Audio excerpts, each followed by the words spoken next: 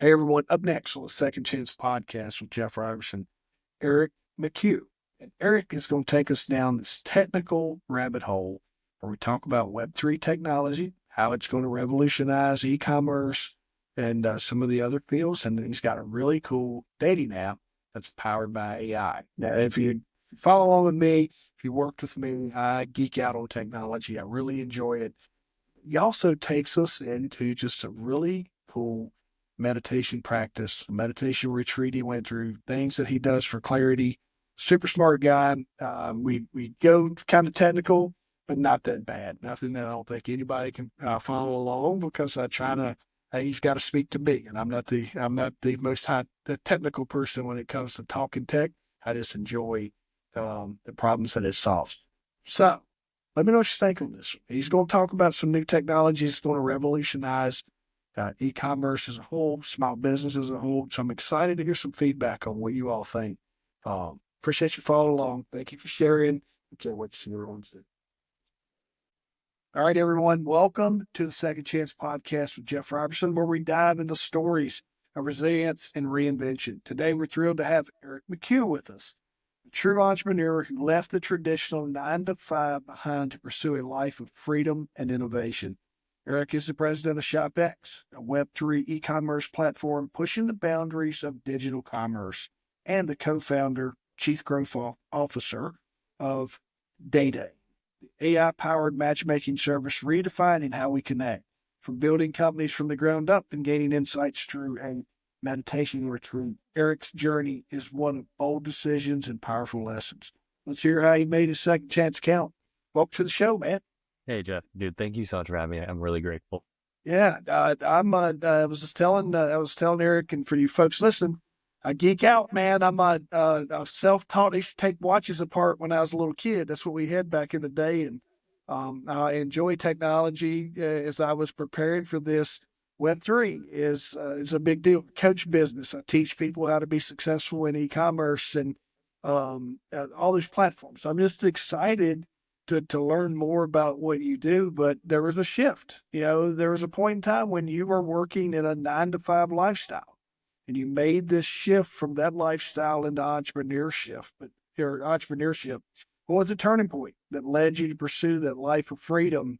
And what advice are we going to give folks looking to do the same? So honestly, I think that was a big timeline shift. So I could have kept going with the 9 to 5 lifestyle. So to give your listeners some background, I was a bankruptcy consultant. So essentially what that is, it's a fancy sounding position where we help move companies' debts around when they're going through the bankruptcy process. And at that time, I was really getting into Bitcoin, and Bitcoin has become my passion. When you find something, it just takes up all your mind space and that's all you're thinking about. So as a consultant, all I was thinking about it was Bitcoin, and Bitcoin promotes a non-rent seeking behavior, aka create value versus extract value.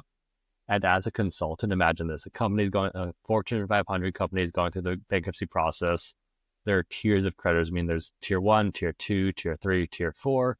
Obviously, the normal people like me and you, we'd be in tier 4, meaning we get paid last, often pennies on the dollar. And then there's a bunch of consultants, a bunch of lawyers, a bunch of people in the courts, just in the upper tiers, just billing out massive amounts of billable hours, taking money from like a pool of money that should have been going to the normal people. I felt that wasn't right. So I waited for my bonus. I quit that job. I knew Bitcoin was my passion.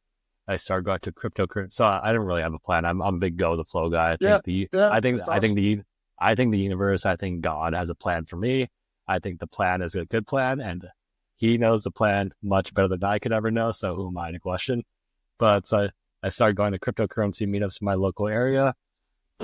Met the original ShopEx team at a bar in Long Beach, just chilling, grabbing some drinks, eating some food. We started working on that. While we were working on that, we were solving another problem. Like, we were just randomly just ideating on like the whiteboard. And another problem we had was affiliate marketing. That turned out to be another idea. So we launched a secondary company at the same time called Pollinator Cart Road. That ended up becoming VC funded by one of the best incubators in the world. So an incubator is essentially a startup school where it's like our desk clump is next to another desk clump, which is next to another desk clump. So at a very young age, I was in that environment. So I took advantage. I obviously I met with so many different people in different fields, at different levels, in different departments, in different like types of business. I learned as much as I could from everyone, and that really propelled my career into a new trajectory. So I've been working on ShopEx for a while. I was doing a crypto podcast tour a while back. I thought the host was chill, kind of like you. We kept in touch after the podcast, like with Instagram, and just sent reels and stuff because we had stuff in common. And then this random AI thing on Twitter started following. I'm like, what is this? Like, oh, it's Mark. I'm thinking about starting this Twitter AI matchmaking thing. I'm like, okay, first of all, that's funny. Second, it helps a lot of people. And Lord knows if you're on the dating apps, there's a market need. So I've been building that simultaneously with ShopEx, just kind of jumping around because I have somewhat ADHD. So it helps just have a bunch of different tasks you can do. Yeah. Dude, that's a lot, right? And here's what you're going to find is our listener right now is like, how did he make those connections? Because there's a lot of coaching business. There's always people looking for capital, and they're looking to how they can do that. And I just got done speaking today, and I talked on relationships and reputation. And you, like you said, you made those connections and you learned. Was there a key or a moment there that really was there? How did we get into that funding? That's what like a lot of folks are curious. Like, how do I find that venture capital? How do I get my project funded? Is there a secret sauce to that you think, or? I think so, but it's a little bit woo. So people may not, I mean, you have to have like the normal thing. You have to have a deck. You have to be able to talk. You have to be able to pitch your product and all that stuff. But I truly believe I think everything in terms of frequency. So like if you're at a certain emotional state, like let's say you're angry, you're sad, you're loving, you're helpful, you're vibrating at a different frequency. And just like a radio station, when you're trying to, like if you're on the radio station, you turn to a specific station, get that station. So when you're angry, you're on the angry station, you attract angry people in your life. But when you're loving, you attract loving people in your life. And when you're trying to help people or help the world, you attract those type of people in your life. So the way most of our funding came into play is we were just a networking event, just being authentic, being ourselves. And that attracted the right investor who helped us build. And an important lesson, I think, and dude, this is actually really important because imagine this, you're like a startup, you haven't been funded for a while, you have to get funding. It's like, no one's been paid in 6 months to a year. Everyone's kind of like short tempered. They need money. So at a certain point, that first check sounds very helpful.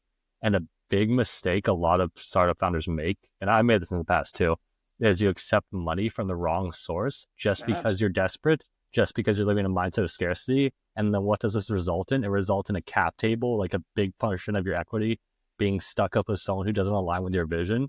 And in my particular case, for this particular company, it resulted in like them saying, okay, you guys do X, Y, and Z. We'll introduce you to our investor network.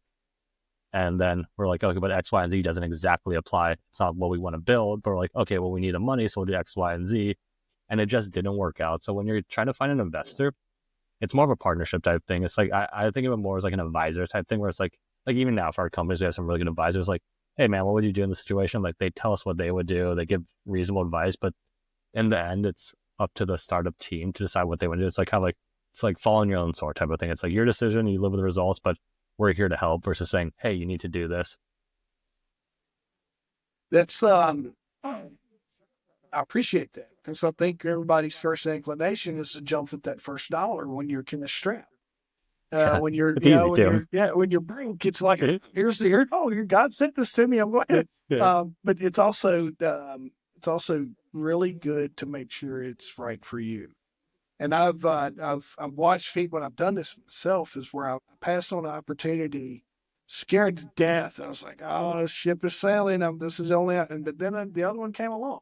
It's not short time after because, like you said, you're vibing different. My opportunities come when I am dialed in, happy, focused, in the right rooms, right people. Those are good. But like you said, I'm with you on the woo side of that. There's a little bit of faith involved in what we're doing, and we're all executing a plan from the universe. And anyone who's listening to this episode, if you go back, you're going to find that a lot of my guests talk about that. They talk about faith, and that's that's something also really important I want to touch on because of my time at the incubator.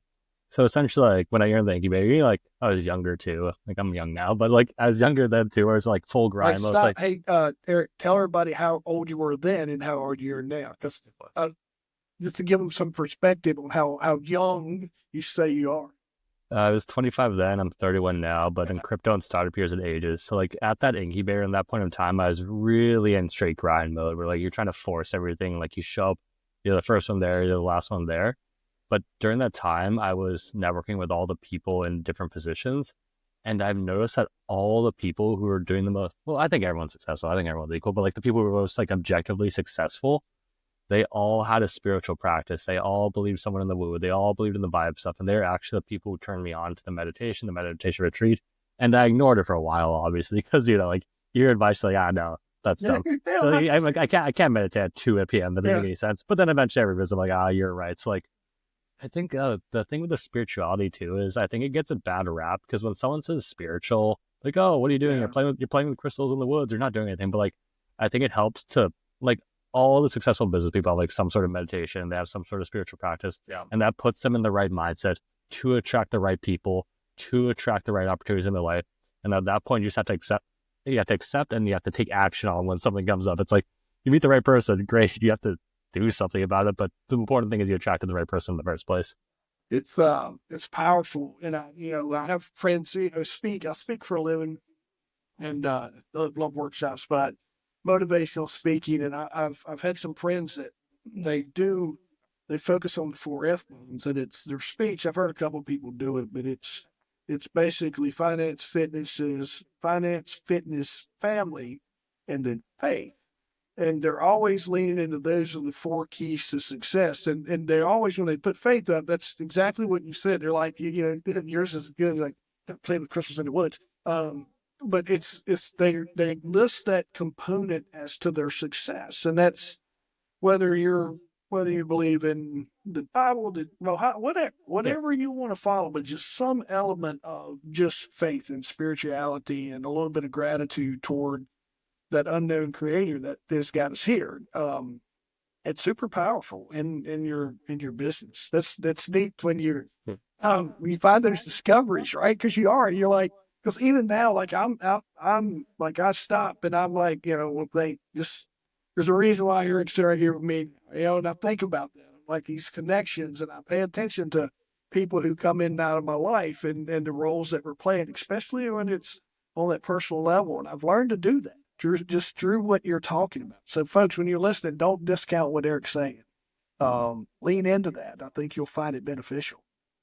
Oh yeah, no, it's one of the most beneficial things I've done. And to tie it back to more business perspective, it's like you either have a faith-based mindset where you think everything's going to work out and it turns out everything works out, or you have a fear-based mindset, which is basically scarcity. And if you're making your decisions out of fear and scarcity, more often than not, it's going to be the wrong decision. So it pays to have a faith-based mindset. And like, if you're trying to attract the right people, like no one wants to be down there. Just have faith. Everything's going to work out.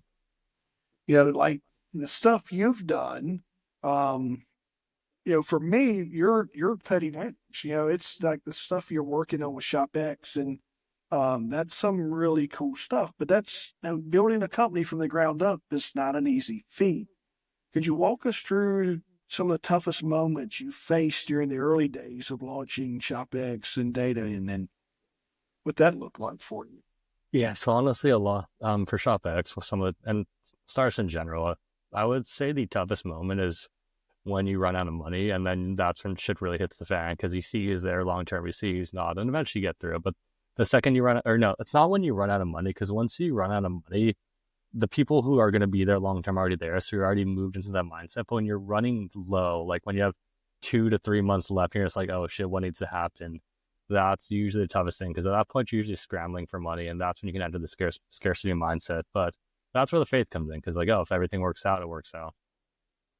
Yeah, and that's what I was going to ask is just how did you manage those moments to keep pushing forward? But it sounds like you just rested on your faith. Yeah, no, I honestly did. I assumed everything's going to work out, and it did. Like, I'm just like, because it's God or whatever wouldn't give you a challenge that you weren't capable of handling. So that's how I look at it.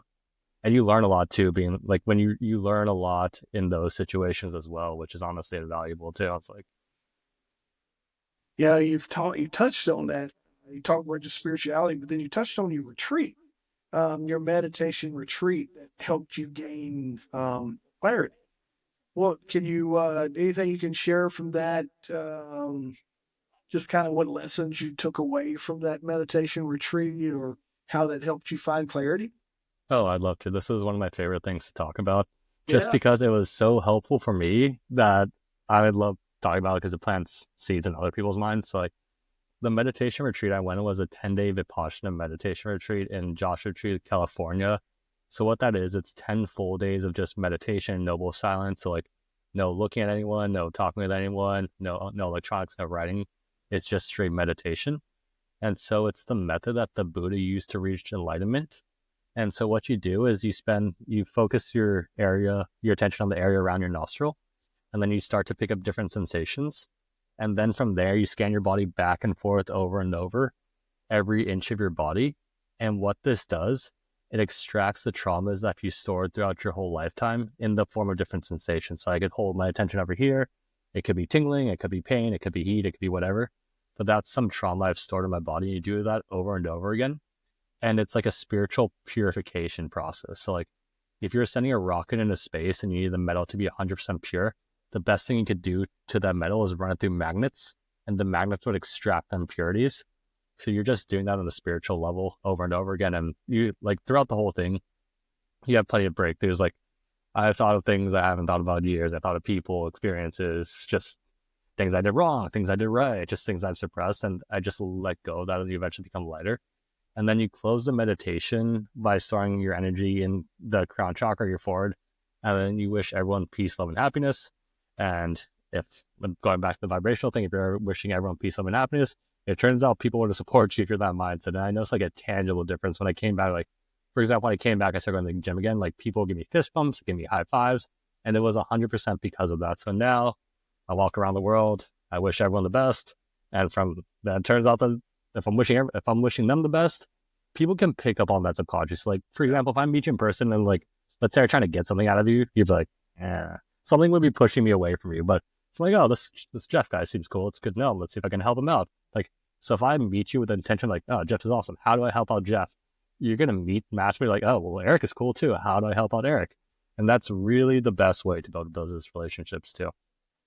Vibing on a higher level, vibing in a different, but did you have some things that really helped you uncover? Is there a therapy that kind of comes in there with it? Somebody that kind of helps guide you through it? Or they're like, hey, this is a plan. This is what you're going to do. We'll see you in 10 days. So it's kind of trippy. So when I signed up to it, it's like going back to the time at the incubator, someone suggested that to me a while ago. I'm like, well, first, I'm not taking 10 days off. No, it's ridiculous. And then years later, some random guy on Twitter, I talked with some anonymous guys, like, oh, you should try Vipassana. I'm like, okay, this is the second one. And at that point, I'm like, all right, let's do it. When the website signed up, didn't know what I was getting myself into. I'm like, maybe this is a cult, maybe it isn't. So I show up, and then it's taught by this dead guy, which is interesting in that part. But it's like, so the way the course is structured, it's 10 full days of meditation. You have your meditation hall, you have your room, you have a walking path, and you have a dining hall, and it's all silence. And the reason it's all silence is because, like, let's say I break out of meditation after this podcast, I do a good hour one, great. But as soon as I connect back to like my phone, my laptop, my phone call, it's reconnecting to the world. So you cut that off. It's a one long meditation practice. So you wake up at 4, meditate for an hour, get breakfast, meditate some more. So you have 3-hour-long meditation sessions where it's called strong determination, which means no moving, but the rest is your free time to either meditate in your room or your hall. And then they close the night with a discourse of what you learned throughout the day by the teacher, and who's dead, which is interesting. So he's been dead for a while, so it's just a video recording, but he's so on point with what you're learning, it's kind of scary. And from a business perspective, because we're always moving it back to entrepreneurship, he was a business magnate in India, so he's a very successful, like a billionaire business guy in India. And so he found the meditation method. It saved his life, so he went to scale it up to the world. So the 10-day course I did, he created the centers, he created the structure for it. Now there's centers all over the world because of him. So he outsourced, like, because in India it'd be like 30, 45 days, and you're just straight like in a meditation silo. In the Western world, that may not fly for a lot of people. So he made an experience that we could all do. And the cool thing is, each retreat is structured like a satellite. So like my retreat center, it's completely free. So they run on donations from previous students. So if I donate because it added value, but if you want to donate, you wouldn't be able to. But if you attend a course, you show up, you have your clothes, you have your toothbrush, they provide the food, they provide the lodging, everything's like clean. It's actually pretty nice. And then after that, you can donate to the center if you want to. And on top of that, it's so well scaled up. If I were to pick you up right, and the servers too, they're past meditators. So like the people who preparing the food, doing everything, it's like that'd be an ex-student like me. So if I were to pick you up right now and just drop you off at the center, like, okay, man, you're doing Dharma service right now. All the directions are just so on point that you would know exactly what to do. And then it also attracts like the type of people who go this thing are very diverse and very interesting. Like I have good friends. One was like his life solace. He does odd jobs and he climbs rocks. That's what he does, and it's what he loves. Another friend is a CEO. He does this whole CEO thing. I met him there too. And I had this other friend. He's like 50 years old. He's past executive at like Facebook, LinkedIn, all that stuff. And now he just does a meditation retreat. He has a friend who the meditation retreat affected him so much. He bought the area next to a center, started going cabbage, and now feeds the center cabbage. So it's like, that's crazy. It's an interesting thing, dude. Yeah. It's neat. And for the folks that are listening, I do, we have a little sensory deprivation area here to where it's a tub, it's a thing, you're floating at float tank, to where you float in water. In the area I'm from, it's, you float salt water, but you're in a little capsule, no phone, all the things, right? And you're there and the water keeps you buoyant, and about 90 minutes is the duration that you're in there for. And what I've learned, and I struggle with this, if you can quieten your mind, the faster you can quiet your mind, and you start focusing, but you help even like thinking about just that little bit of advice you gave, because I struggle. So I'll go in like I am now. We haven't been for 2 months. So I'll go in with 2 months of phone, people in the world, everything, and I have thousands of thoughts racing in my head. And when I shut the door on the little thing and I lay back, those don't go away instantly. But is focusing on those areas of your head, like working through the inches of your body and finding those. That's a really great technique. No, dude, it comes up to, and so meditation, if you just want to think of it like an email inbox, it's like, imagine, and like you said, your thoughts, like, because when you first start, you're just bombarded with, it's uncomfortable because you're just thinking so much. But just think about if you don't check your email inbox for 10 years, you open the email inbox for the first time in 10 years, you just so much shit. You're just like, what am I supposed to do? And you get overwhelmed. But the power of meditation is it's like you're slowly just opening the email, observing it and letting it go, opening it, observing it, letting it go. So if you do it for consistently long enough, most of the thoughts get addressed and you don't really think about them. And that's where this real sweet spot is, just kind of when you're like zoned out, you're not really thinking about anything. The thoughts that do come, because like when you first start, obviously it's just like a bombardment of thoughts go over and over again. But like if you do it for long enough, for an extended period enough, like they come up sporadically and then you're like, oh, that's that thought. It's my thought, but it's not me. Let it go and just carry on. That's great. I work with, I do a little with my kids' teams. I love the mental side of games and athletics. And I got to coach our all-star team this year. Nice. That's fun. Listen, this was me though. We worked on breath work, because I'm like, this is all-stars and you're going to compete against the best of the best. I'm like, we worked on breath work and then positive affirmations. And then I was like, what do you think when you go up to hit the ball? And they're like, I just don't want to strike out. And I'm like, you can't do that, because it's wherever your attention goes. Yeah, that's where your energy flows. So if I think I don't want to strike out, even though I'm saying I don't want to strike out, I'm still thinking about striking out. I strike out. Whereas if you think about I want to hit a home run, you're thinking about it, you're gonna hit the ball. So yeah, it's like I was like, we work on box breathing. I'm like, here's what I need you to do. It's like you're not hitting the ball because you get this tunnel vision. So I'm having this lesson with 14, 15-year-old kids. Like, this is how Navy SEALs train, right? This is how high performers is, breath work and 4 seconds. And we worked through all that, and then we went to the words of like, when you step up there, and all of them, I'm afraid to strike now, don't want to be disappoint, or when you go to catch the ball, I'm like, don't want to miss it. I'm like, I want you to start thinking about how you're going to hit the ball. And when the ball's hit to you, like, I'm going to catch this and we'll throw it in, I'm going to get it out. Because we leaned into those negatives. That's so cool, man. That's, man, we could probably talk about that stuff all day.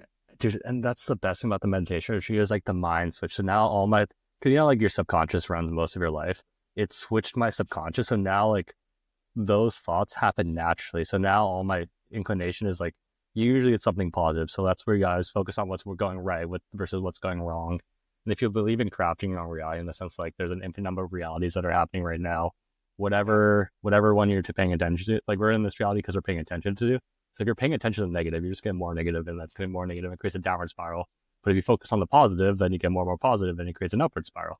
But yeah, it's great that you're teaching that to kids. Like I doubt they fully understand the lesson now, but it'll pay off for I them. think I'm crazy. Like, like we just want to hit. I mean, why is this guy talking to us about bread? And one of the parents is like, they think they're not, they're having a hard time getting it. I'm like, I watched them fail, right? And here's what I tell their parents. I'm like, I'm one of the, I coach first base when I'm out there, or I'm in the dugout. And I'm like, I get 2 roles. When I'm on first base, I either get to watch them and get to share this moment of them getting this hit, which is a big deal for kids at that age group. And I said, or I'm in the dugout and I watch the defeat as they come back. And like, it's all right here. It's all right here. It's not these. This is doing what it's supposed to do. And you hold your breath and you get, you're free. Some of these kids look like they're ready to pass out because they're holding their breath the whole time. And then even in business owners is like when you're getting ready to go have that hard conversation, is finding a few moments, clear your mind, having those deep breaths, just focus on your breath, a little gratitude for the moment, even if it's a hard conversation, a little gratitude that you're able to participate and life has chose you to go in here and have this difficult conversation because you're the right one for it. I think it's just good stuff. Dude, the gratitude thing, I think that's incredibly underrated. This is a nice little hack that I do. But like, if we're going back to the vibrational thing, like the vibration of gratitude is one of the best vibrations to be in. Because if you're thankful for the universe or God or whatever, because honestly, like the fact that I have an arm that works, I can get water right now, my legs work, that puts me at a higher. I mean, not everyone has that, so I'm grateful for that. But because I'm grateful for that, I just get more and more abundance. So it creates more and more abundance. And before, hack that I use before is I have a gratitude journal. So before every meeting, before this podcast, for example, or before anything, it's like, I wrote, I'm grateful I get to go on this podcast, because not everyone just gets to go on random podcasts and talk shit with cool people. And because I went in that, because I could have been 2 ways. It's like, do I really want to go on this podcast? I don't know this guy. Or I can be like, I'm grateful to go on the podcast. It's like, no, I'm grateful to do the podcast. Now we're having a really good podcast. So folks, if just to give you the backstory here, we connected through a platform, and then Eric sent me a message and said, hey, I want to be on here. And then I look at him and I don't say no a lot. I say no. But I look at them and I go, oh, this is on Web3, this is on e-commerce. This is really going to help me in my business. But I also know that when I'm doing it, I kind of read the profile, search a person. There's an unknown. And I'm the same way. I'm like, this guy doesn't show up in 5 minutes. I'm giving him 5 minutes. I'm going to hit the road. I'm the same too. Constantly uncertainty. And listen, once I get going, I don't think I've had a bad conversation, but I'm a conversation guy. But here's what I'll tell you, folks. We showed up and talked about business and ShopEx and Web3 and technology and Bitcoin and blockchain. And this is where the sweet stuff happens. This when you can find these moments between two people that kind of get the power of the universe, power of meditation, power of breath work, the mental side of what sets all of us back. Oh, it's a good conversation. Oh, dude, I love it, because I could obviously talk about blockchain and Web3 for a bit, but the thing is, like, the reason I like to go on podcasts specifically is if one person leaves this podcast slightly in a better vibration than they came in, what does it do? It means that they go out into the world and they raise the vibe of those around them and raise the vibe of those around them, and it creates a nice little upward spiral. And just the spirituality and because I think everyone has an inner purpose and an outer purpose. So I think everyone's inner purpose is to raise your own vibration because it raises everyone else's. And your outer purpose is like, okay, how do I use my natural gifts to do this? And just for me, it had me a dating app and a Web3 e-commerce platform. But the main thing is raising my inner purpose, and that's where meditation, that's where all the whole mindset, think of them, that's where the breads. I mean, it's all one thing, but that's where like the content diet, the spirituality, the physicality, the fitness, it all comes in, because that raises my own vibration. And that's the best way I can help people, is to raise my own vibration. And the more I get to share that, like, the better it is. Found it later in life. I always say this. There's probably been moments where it was presented to me and I just wasn't ready to hear it, right? I'd say this a lot on my podcast. Like, I've had great advice over the years. I just wasn't ready to listen to it. and this was probably one of the breath work we used, in just careers that I had in public safety were high stress, and you were focusing on just trying to control tunnel vision and being able to work through stressful situations. Cop world, you're doing shoot, don't shoot. Right? Just the last thing you want to do is accidentally shoot someone. So you're working. We do a lot of high stress drills, and then you were just controlling your tempo through your breath work.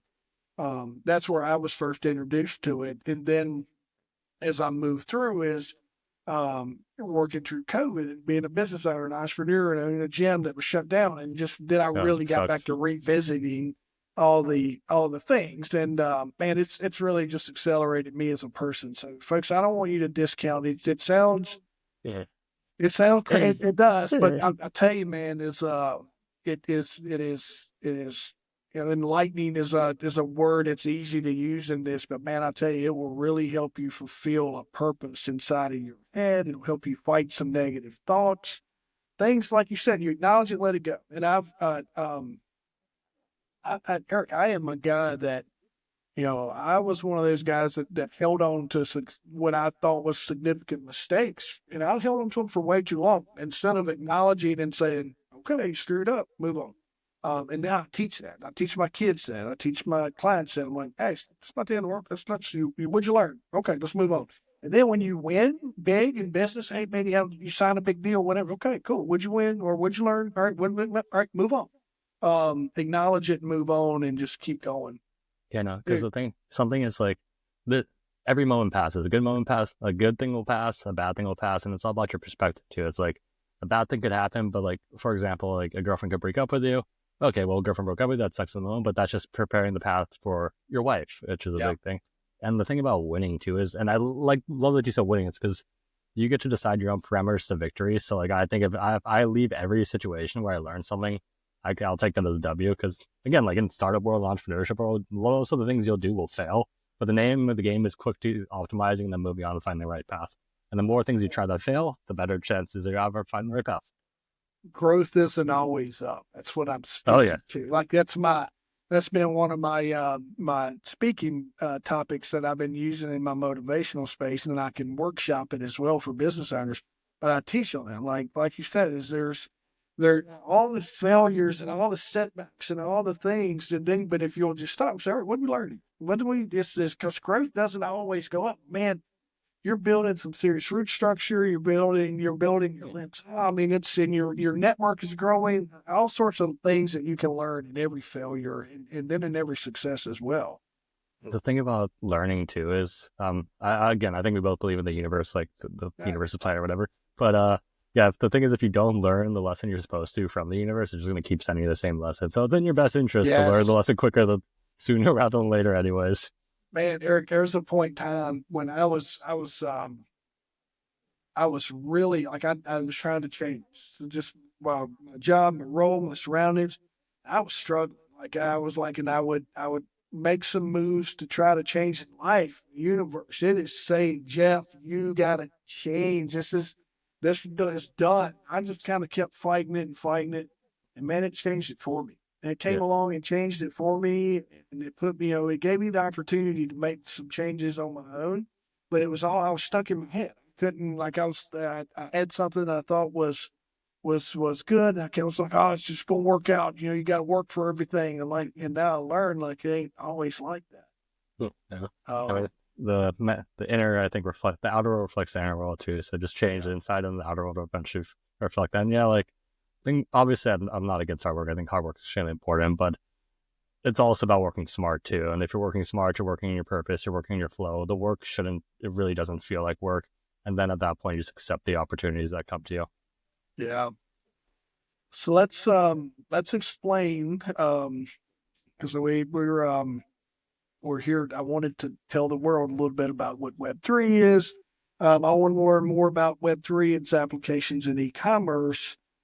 It's a new concept, right? And that's why, like, I was doing some research and I understand it. Tell me, what is your vision on how ShopEx will redefine e-commerce, and kind of like what excites you the most about where you see that going? So the thing that excites me most about Web3 is the ownership and the freedom that comes with it. So what's cool about ShopEx, it has the opportunity to make everyone their own Amazon. and that's through Web3 ownership. So there are three different ways to describe the web. Web 1 versus Web 2 versus Web 3, which, as we know, they're just kind of made up words that people use to describe a certain time period. But Web 1, you can think of it as read only. So in Web 1, you can go online, you can read stuff, which is great because that made us, all of us as a collective, much smarter because information is passed that much quicker.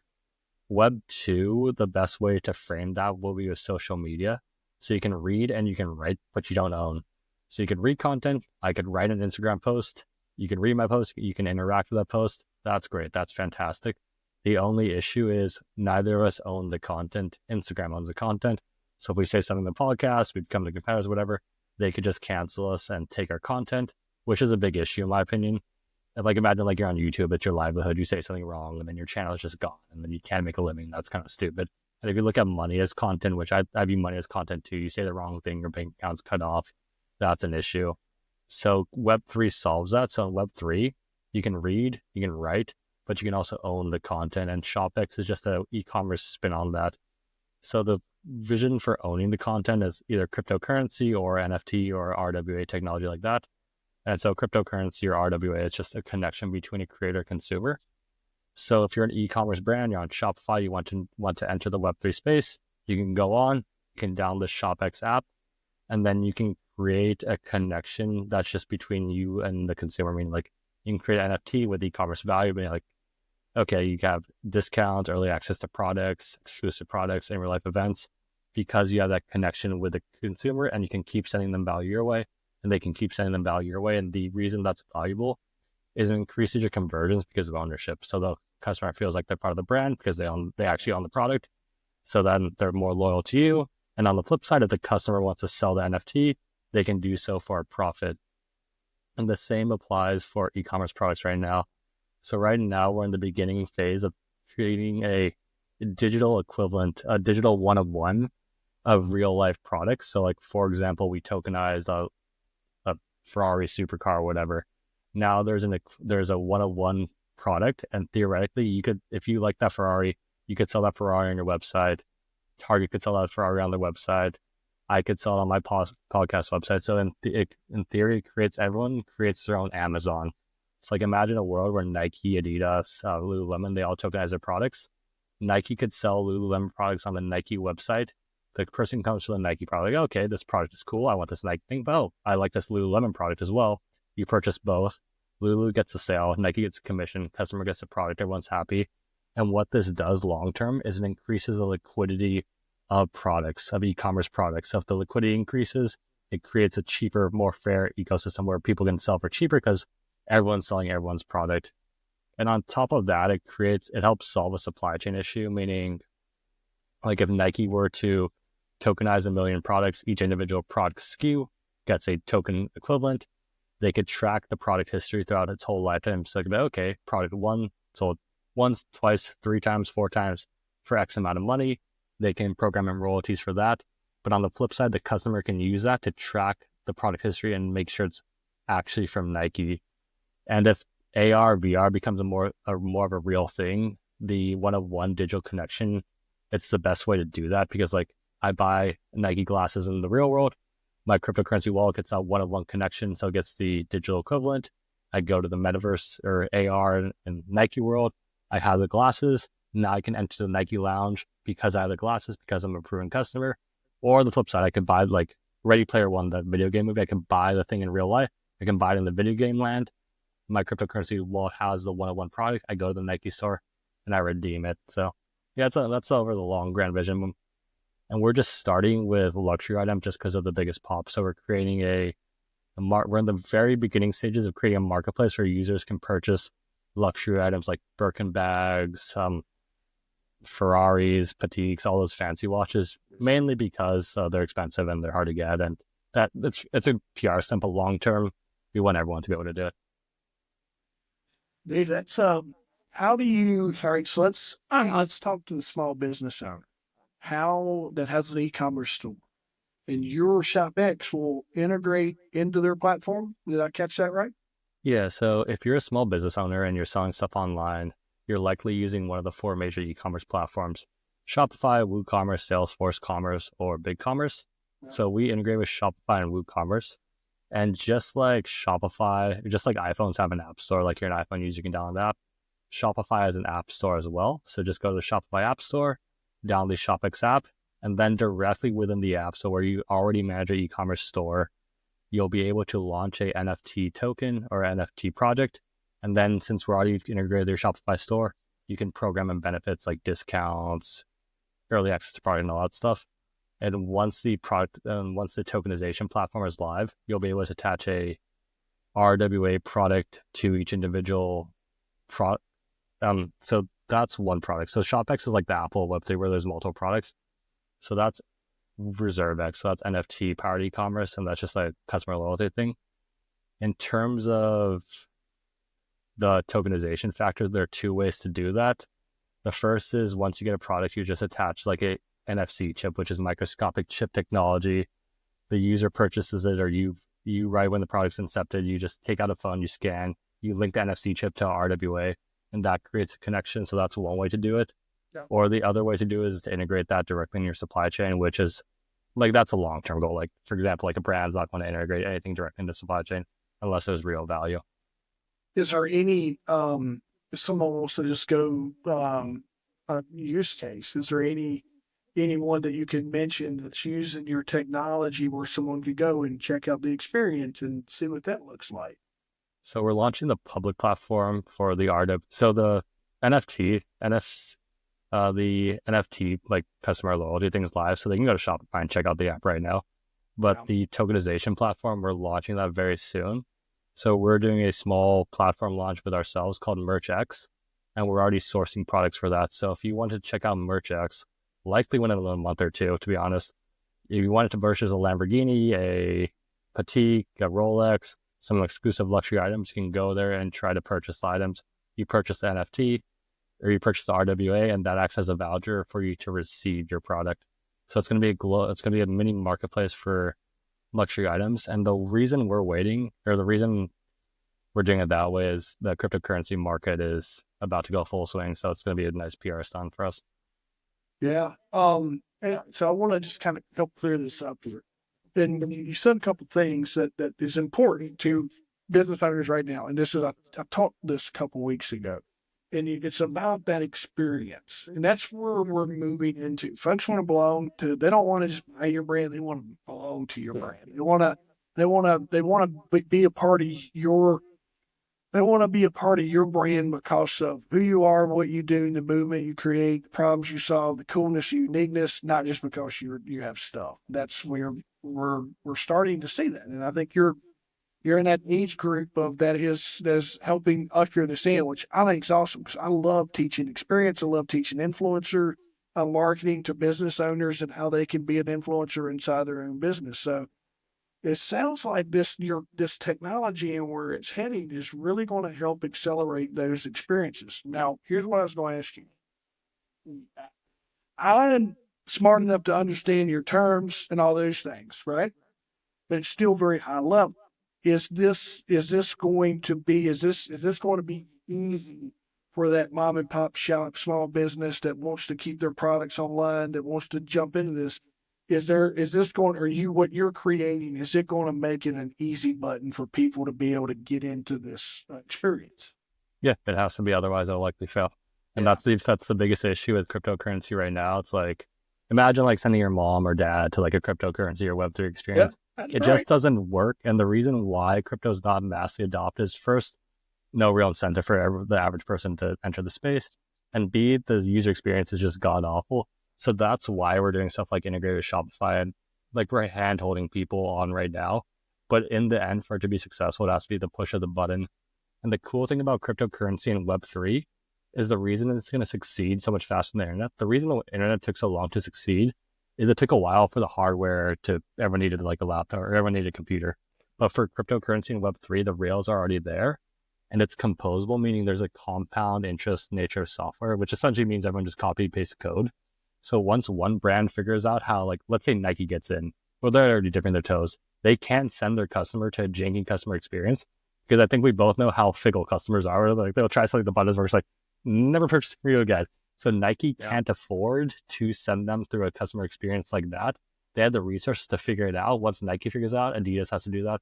So it creates a gradually then suddenly move. But yeah, like for Web3 to be successful, like all this stuff has to be done completely in the background. My mom has to be doing all like the RWA, NFT, technology stuff, and she doesn't even need to know what's happening, which is easier said than done. Like, no, that's why I would like, because you're like, there's people that still adopting to the internet. I've got folks that are still struggling to get online. But here's where I wanted to take it, just for folks that understands this.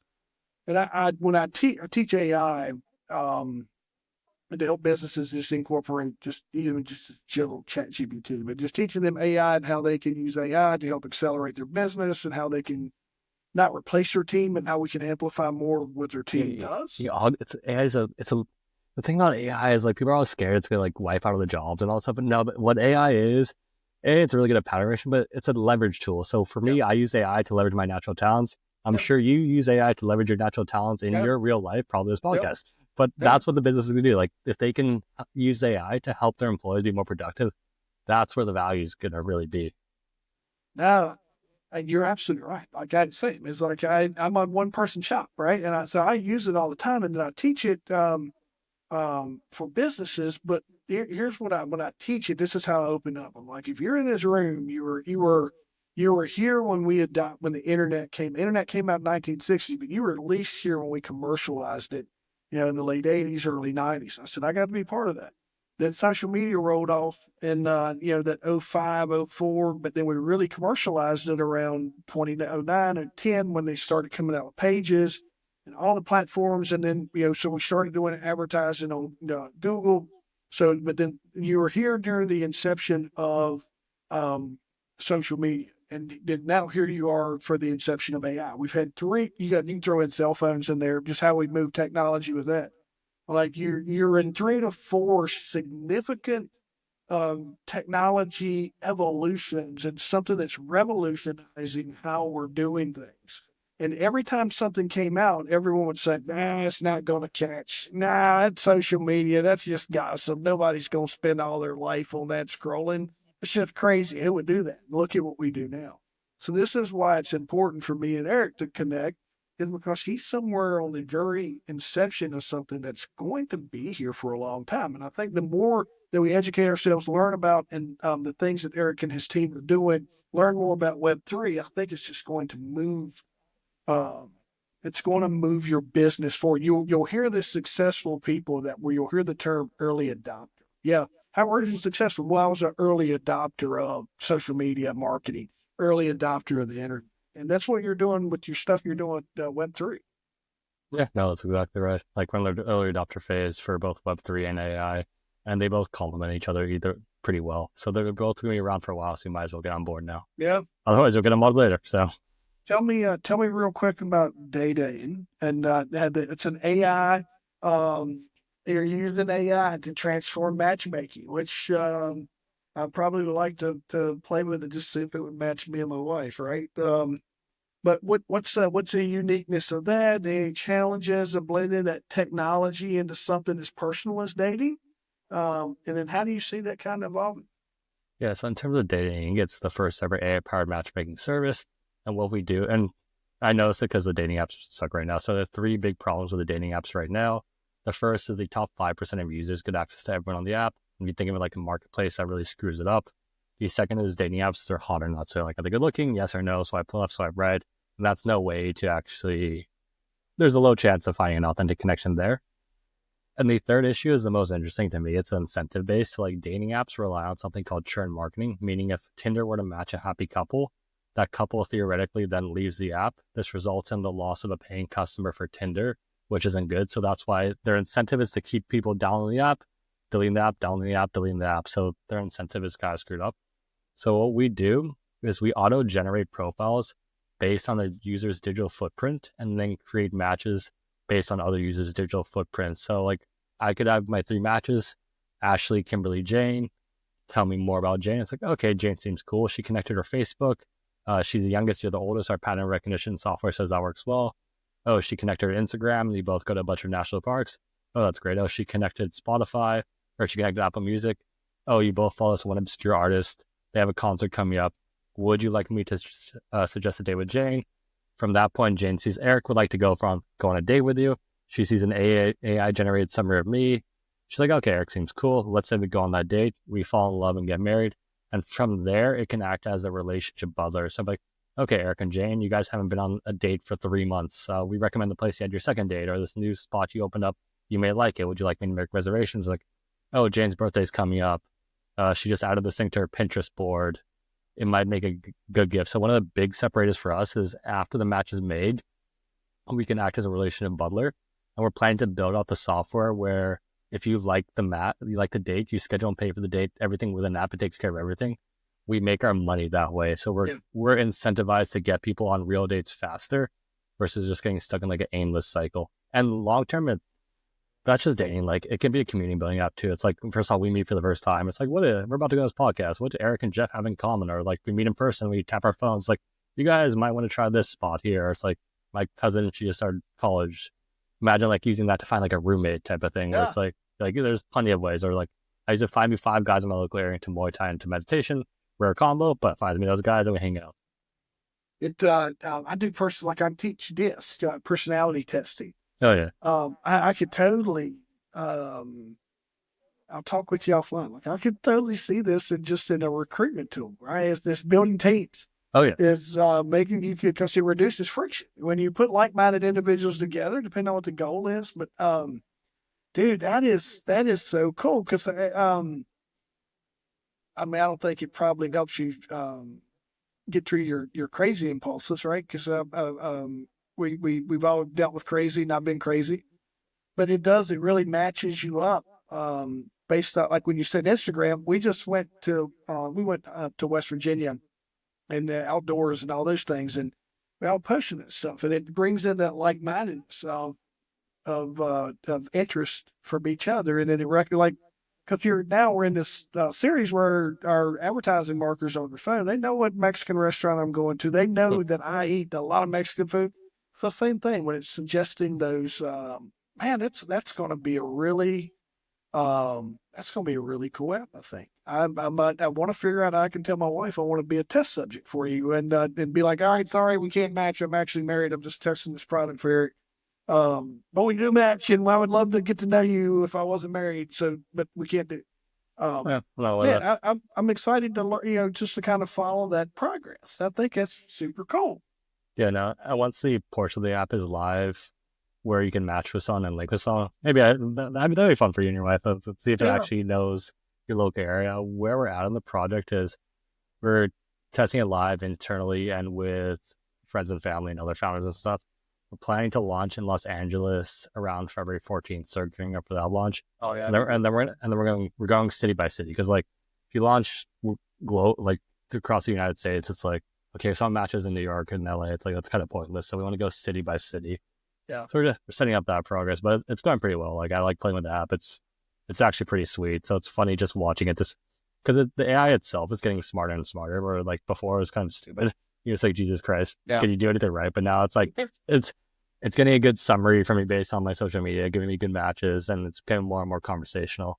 So it's a good way to bring AI like mainstream, like, because like you said, you bring people, you teach business to use ChatGPT. It's like everyone and their mother in my generation below, they're on dating apps. And the reason they're on dating apps is because they're scared of rejection, to be honest. So I always advocate for meeting people in person, but if people are scared of rejection, they're likely to get down the app, and this is just another way they can meet someone hopefully special, or not. It's up to them. Yeah. It changed how we, I've seen you the video. You would subscribe and they would send you a VHS tape, right? They would send you you would subscribe, or you'd go by there, and then they would record it, and you'd go by and you would watch them, and there was a unique number. And sometimes that's where the 900 number, where you call in, and that's how they made their money, that's how you made the connection with the other person, it was a toll call. Or you paid for a subscription and you would get the VHS, and like, oh, I'm Jeff. I work here. So that's how they. Found a reel where the guy does it, and I chopped it and did an intro for me where the guy's like, "Hi, and he does this weird thing." But I was showing my kids. I'm like, this is how people used to meet back in the day. And then listen, Eric, personals in the newspaper. Like every Sunday you had a personals that was MFS, male for female, and looking for single wife, in search of single wife. So that's how folks used to meet. I'm dating myself right now. That's really funny, actually. And then and then Craigslist came along. We had Craigslist personals, which was just amazing to read in itself, right? You had the misconnections. They banned them. They took them down, but it was some of the best reads. If you were looking to brighten your day, you could always go to the misconnections on Craigslist and find some questionable content. So, Oh yeah, no Craigslist. uh, Craigslist is all. It's always a good rule. Craigslist is a great tool if you're in a startup world and you have no money and you need to yeah, get some guerrilla, just random stuff going. You can always Craigslist stuff though. Like for example, we were building an ambassador program. One company is like, we just put out Craigslist ads and they did extremely well in the local area. And it's like, oh, thank you, Craigslist. yeah. Underutilized tool.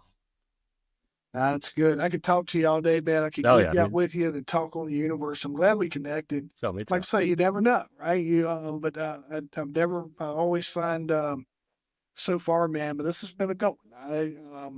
It filled my cup up, and I'm super grateful that we did connect, and I got to learn more about you and your Web3 projects. And what I'd like is just, if we can, because you got some projects that are kind of in motion, I'd love to just hear maybe after your February launch on your dating app or when you do your ShopEx, because I'm that guy. I love teaching my clients and people that I work with, like, this is something we can bring into your business and this is how we can use it and adopt it early. And so I'd love to just track your progress on that stuff. And then maybe we could revisit and you could talk about where you're at or with your successes or where you're at with your failures or whatever it looks like. So Yeah, dude.